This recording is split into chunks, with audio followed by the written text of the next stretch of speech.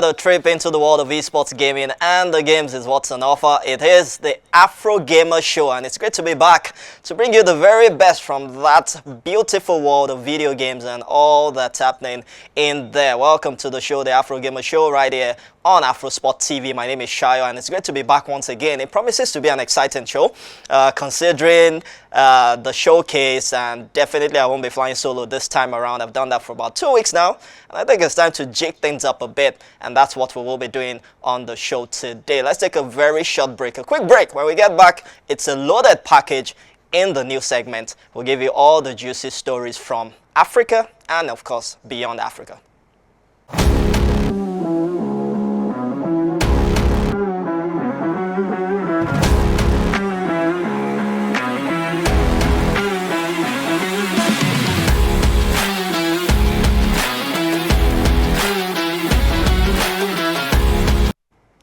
All right, welcome back. It is the Afrogamer show, and yes, we're delving straight into the news segment. And like I said, I won't be doing this all by myself today. I have the managing editor, the Afrogamer website itself, the Afrogamer news platform, media platform itself, Ife Akitaju, returning on the show. Ife, it's great to have you back after 2 weeks of non-injury layoff. How you doing, bro? I'm doing okay. It's great to be here again. I guess I will say I hope you didn't miss me too much.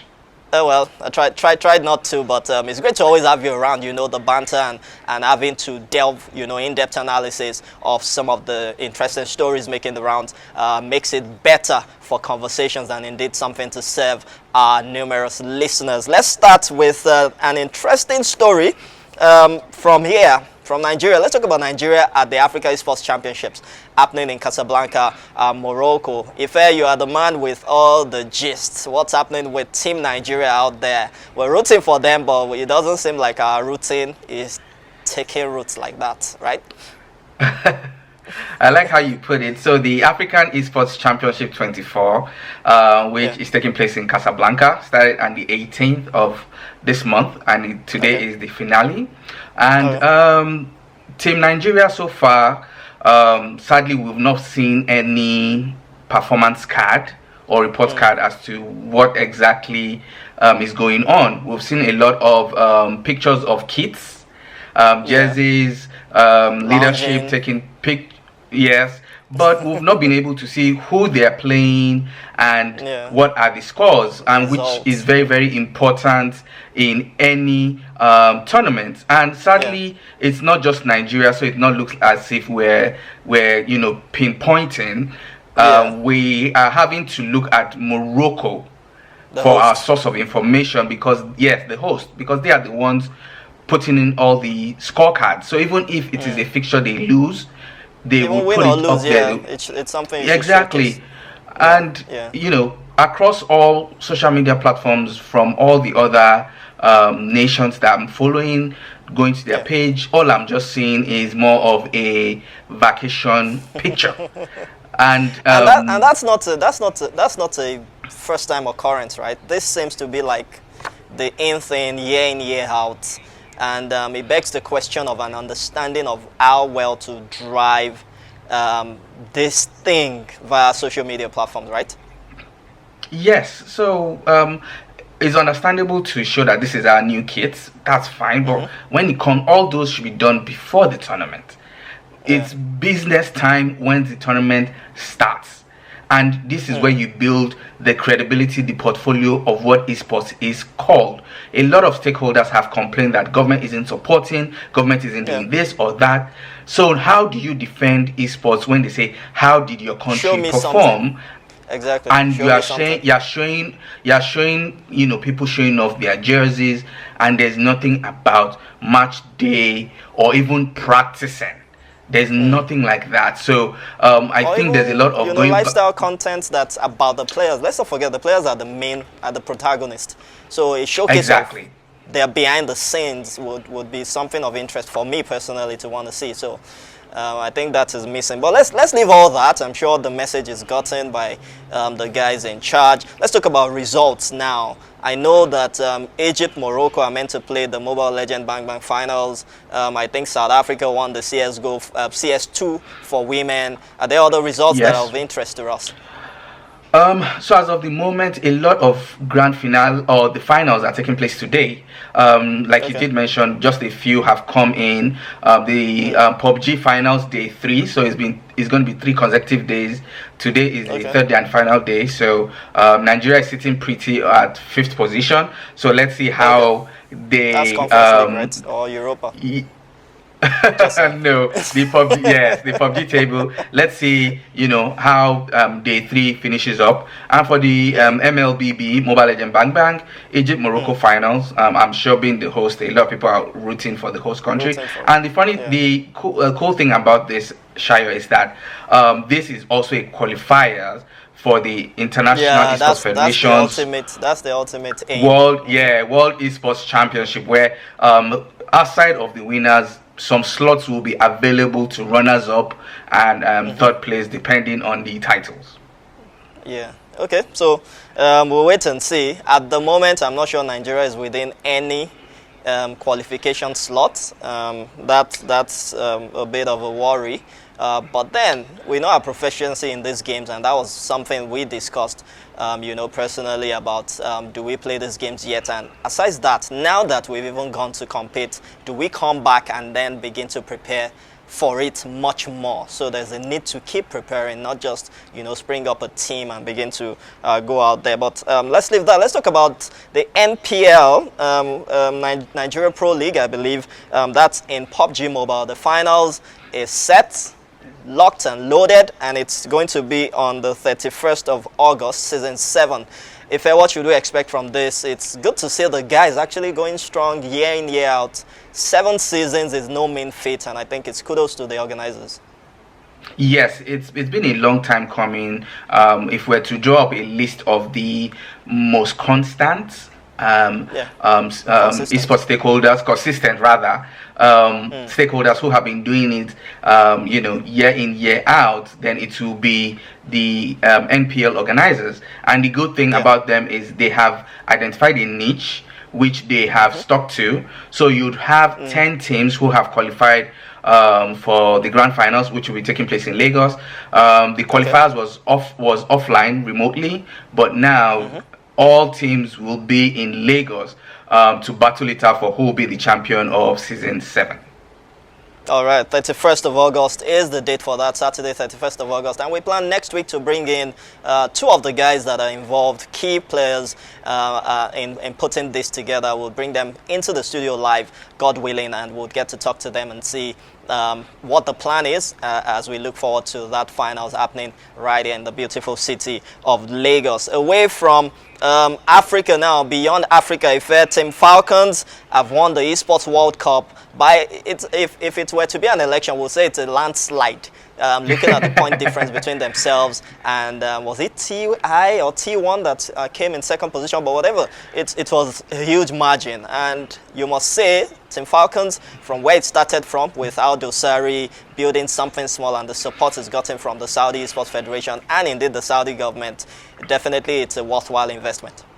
Yes, so Shayo, first of all, it is a huge surprise to me, and that's because since it was Club World Cup, we're expecting to hear the likes of Fnatic, FaZe Clan, Cloud9, who are all present.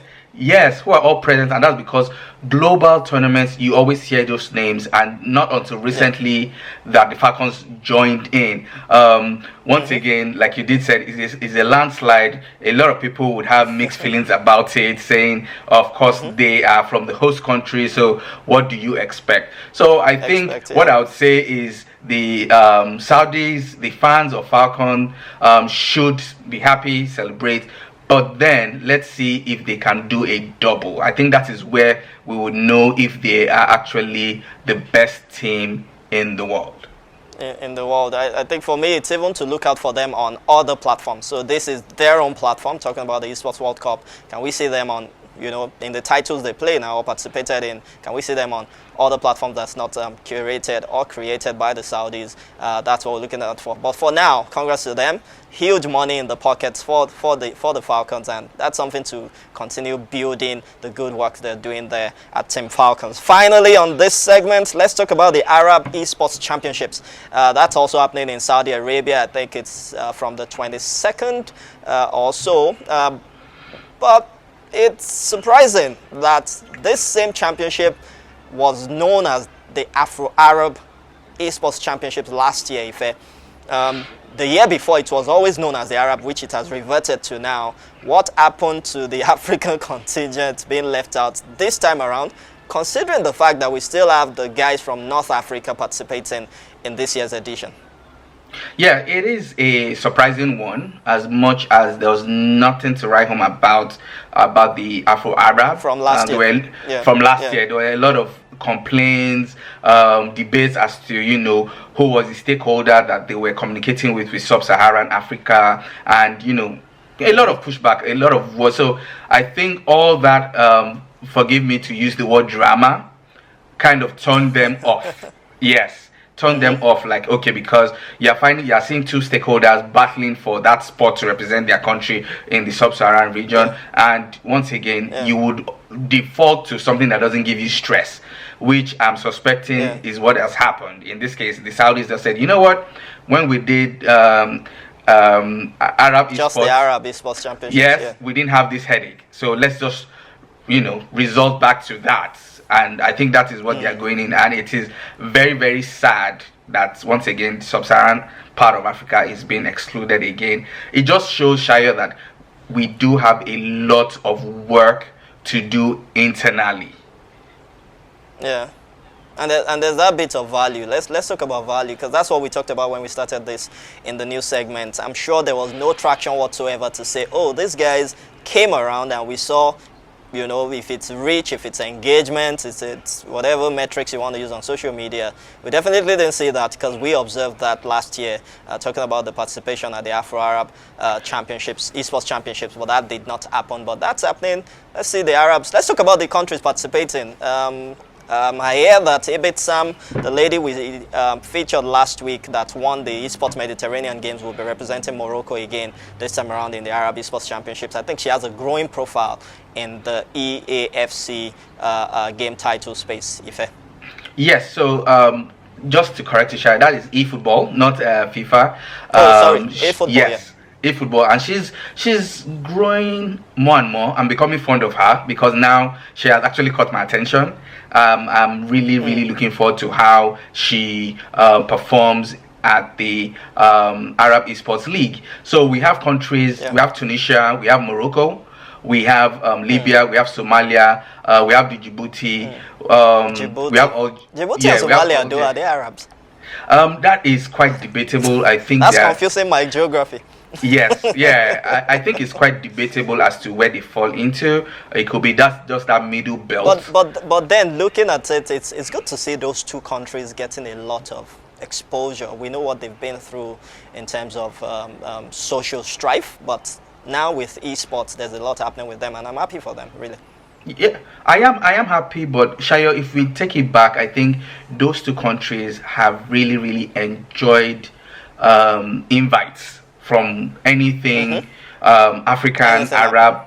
Yeah, so I think they've been there. Once again, I think the issue I have is, once again, there's no household name. There's no name standing out. Yeah. So you see them present at events, but nothing stands out, nothing strikes out. From what I've seen personally, I just see pictures of boom, there's a team, they're landing at the city and that is it until the next event. Yeah. So there's nothing about them. So I'm hoping that they are able to tell their stories at this Afro-Arab League. And do better at it. All right, Ife, let me allow you go as we move on the show this time around, but not without saying that maybe next week we'll be talking about, because the corner just opened, and that's the Africa corner in Cologne at the Gamescom, but we would leave the corner for now. We'll focus on the corner next week, and we'll talk about the outcome of that vis-a-vis all the other corners we've created in the past at different international esports and gaming events. Thanks a lot, Ife. Catch you next week on the segment. All right, thank you so much for having me. All right, that's in the new segment, guys. Let's take a quick break. When we get back, let me just launch it like this.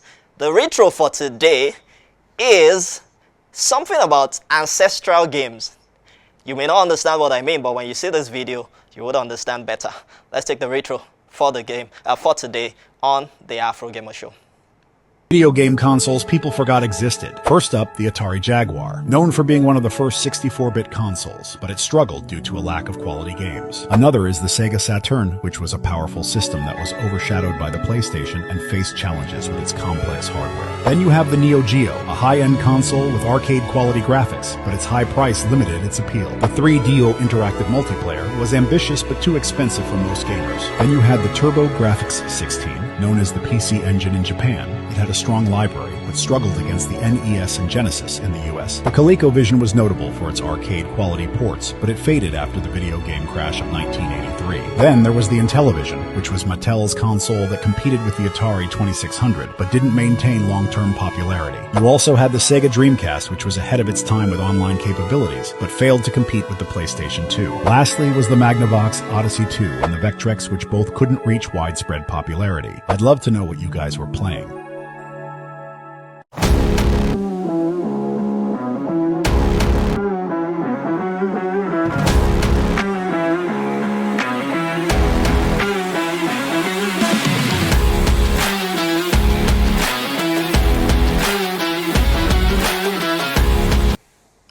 Alright, welcome back. It's still the Afrogamer Show where we showcase everything around the world of esports, gaming, and the games. And I told you I was going to show you ancestral games, and I'm sure you saw those games. Personally, I only know about two. That's about two of those games. That's to tell you how far back esports gaming has been a thing, and those consoles definitely highlight that. Let's leave that now and move on to the spotlight segment. And on the spotlight today, like I mentioned during the news segment, the players continue to be the focus, because without them there is really no esports. The truth is they are a focal point in everything we talk about in esports, and we need to always celebrate them and put the spotlight on them. On the show today, we'll spotlight the guys who are representing the different countries at the Africa Esports Championships in Casablanca. Let's see them. We'll be right back.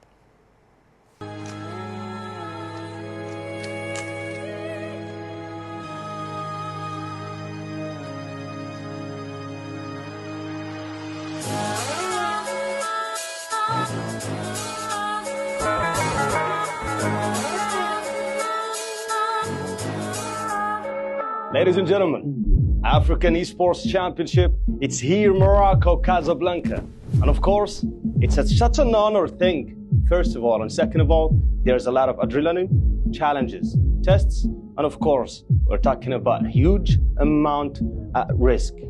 Prize pool and qualifying to the World Championship. Ladies and gentlemen, you're always more than welcome in the complex of Mohammed V. We're welcoming you with a great smile.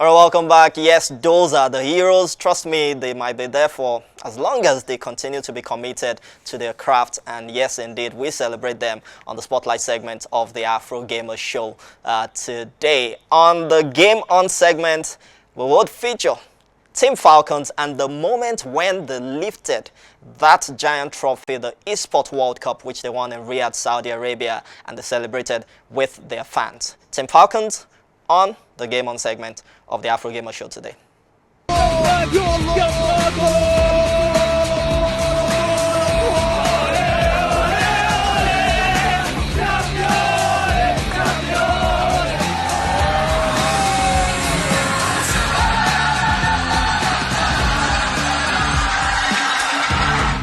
Celebrating with his fans, with his people. Team Falcons are your Esports World Cup club champions.